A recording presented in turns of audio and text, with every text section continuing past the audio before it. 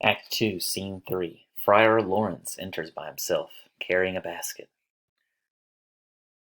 The smiling morning is replacing the frowning night. Darkness is stumbling out of the sun's path like a drunk man.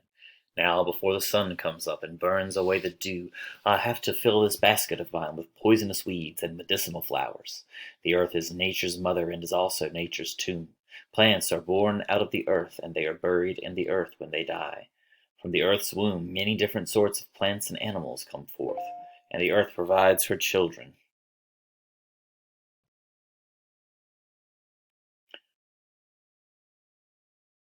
with many excellent forms of nourishment.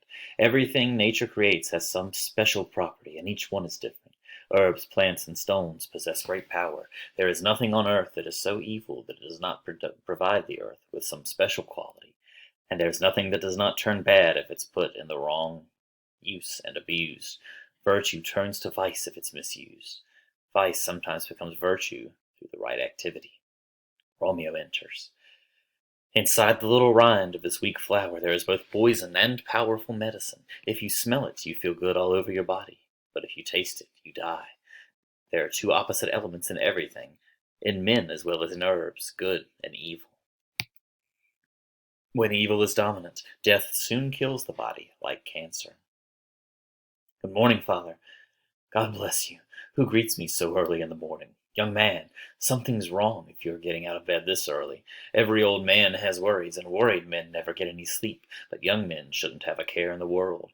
They should get to bed early and get plenty of sleep. Therefore, the fact that you're awake this early tells me that you've been upset with some anxiety. If that's not the case, then this must be the answer. You, Romeo, have not been to bed tonight. Your last guess is right. I enjoyed a sweeter rest than sleep. May God forgive you if you've sinned. Were you with Rosalind? With Rosalind, Father? No, no, I've forgotten that girl and all the sadness she brought me. That's good, my boy. But where have you been? I'll tell you before you have to ask me again. I have been feasting with my enemy. Suddenly someone wounded me with love, and was wounded with love by me. You have the sacred power to cure both of us. I carry no hatred, holy man, because my request will benefit my enemy. Speak plainly, making your meaning clear, my son. A jumbled confession can only receive a jumbled absolution. I love rich Capulet's daughter. I love her, and she loves me. We're bound to each other in every possible way, except we need you to marry us. I'll tell you more later about it. About when and where we met, how we fell in love, and how we exchanged promises. But now I'm begging you, please agree to marry us today. Holy St. Francis, this is a drastic change. Have you given up so quickly on Rosalind, whom you loved so much? Then young men love with their eyes, not with their hearts. Jesus and Mary, how many tears did you cry for Rosalind? How many salty teardrops did you waste salting a love you never tasted?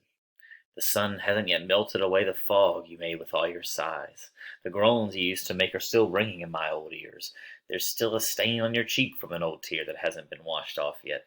If you were ever yourself, and this sadness was yours, you and your sadness were all for Rosalind. And now you've changed? Then repeat this after me. You can't expect women to be faithful when men are so unreliable. You scolded me often for loving Rosalind. I scolded you for obsessing about her, not for loving her, my student. And you told me to bury my love. I didn't tell you to get rid of one love and replace her with another. Please, I beg you, don't scold me. The girl I love now returns my love. The other girl did not love me. Oh, she knew very well that you were acting like you were in love, without really knowing what love means. But come on, inconsistent young man, come with me. I'll help you with your secret wedding. This marriage may be lucky enough to turn the hatred between your families into pure love. Let's get out of here. I'm in a rush. Go wisely and slowly. Those who rush stumble and fall. They exit.